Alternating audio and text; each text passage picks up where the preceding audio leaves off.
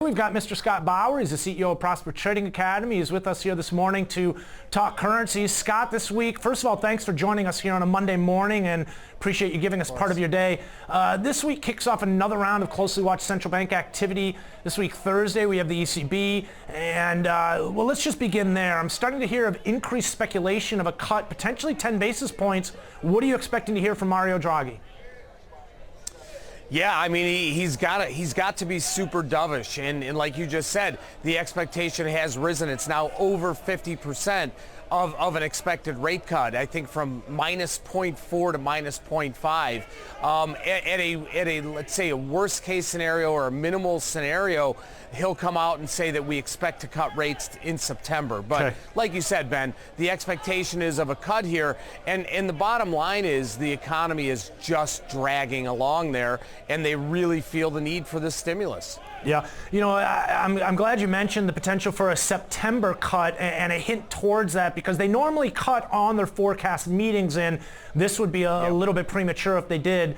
Scott, let's talk a little bit about some of the recent price activity that we've seen in the British pound. It came under pressure recently, sold off in a big way. Even more so, a lot of focus here this week on, we'll hear of a new prime minister. It sounds like that's going to be later on today or tomorrow morning, but there's a lot of focus here in terms of how they're going to respond to recent geopolitical tensions in the Gulf. I mean, ultimately, it's not the kind of thing that the longs want to see here, as far as more focus here on the British pound and more uncertainty related to the currency.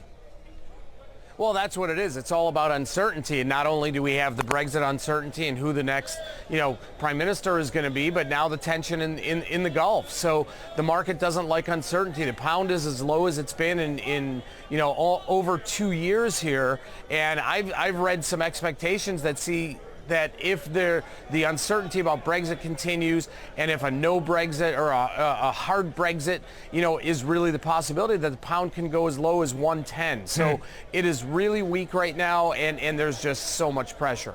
Yeah, I'd imagine if it took out those lows from earlier this year, the 111.26 area, that it could build some energy, some momentum lower. Scott, let's shift attention back to the U.S. and next week's Fed. Another closely watched meeting. Last week we had multiple Fed speakers expressing their thoughts. It seemed Bullard had the last word. He was very clear in a statement when he said, I'd like to go 25 basis points at the upcoming meeting. Will he get what he wants? I think he will, unless we see something really drastic come out between now and next Wednesday, and I'm not even sure that would sway their decision. Yeah. It certainly looks like 25 is going to be the number, and you and I have talked about this ad nauseum. In my opinion, if we go 50 here, I think we see a big market sell-off, because I think that puts a big fear to retail and institutional investors, saying, wow, we may really have a problem here. So, 25 is what the market wants. 25 is probably what the market's going to get. Yeah, in a summer doldrum type environment, the rate speculation has certainly provided a little bit of liquidity and a little bit of volatility. Let's talk a little bit how earlier we were talking about the UK making headlines in terms of how they haven't figured out what to do about the situation in the Gulf, but Boris Johnson is mostly kind of tied to or equated with a hard Brexit, as you mentioned, potential and uncertainty related to that. I mean,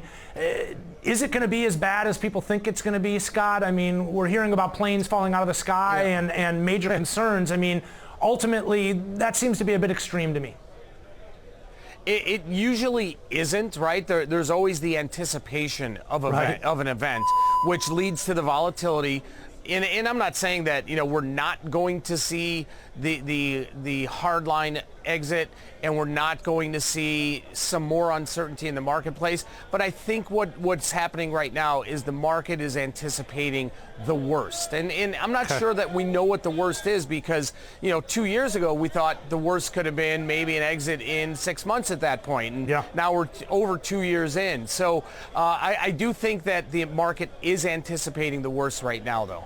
I wonder if come October, if they don't have any plan or any resolution, any agreement with Brussels, if they'll continue to kick the can down the road. As you mentioned that they have. Euro currency also is going to be in focus this week, Scott. Expectations, again, as this market continues to hold near, well, dangerously near the lows of the year. It's not just the ECB in focus, though. We've had a lot of economic data, which is pointing to some weakness there. And obviously, the Brexit concerns also not only weigh on the pound, but also weigh on the euro as well.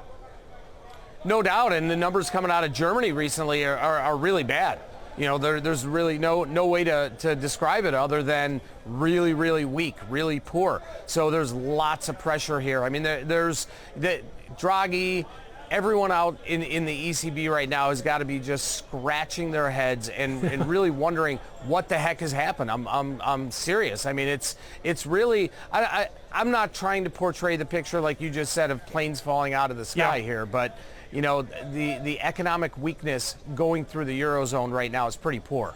Yeah, you know, now that you mentioned that, Scott, I'm actually thinking back to Friday. The Canadian dollar sold off in a big way in reaction to the retail sales that came in significantly lower than expected. We just had our Chicago Fed National Activity Index, which came in line with expectations. But, Scott, I've got one more question for you, and then we'll let you get on your way. Rates have been holding in a pattern, in a bit of a holding pattern, I should say, as we wait for the Fed. Do you expect this to continue into next week? I mean, I don't see any major catalyst to shift the rate scene one way or the other. Do you? No, I don't either. And the Fed is in their quiet period now. Good so like point. you said, Bullard was the last one to speak. We're not going to hear anything more. So anything we see is just going to be speculation. But I can't imagine that we're going to see much of a swing from where we are right now heading into what they're going to announce next week. All right, Scott, appreciate you joining us here on a Monday and helping us get the week started Brad. Right here on the TD Ameritrade Network. Traders, that's Scott Bauer. He's the CEO of Prosper Trading Academy.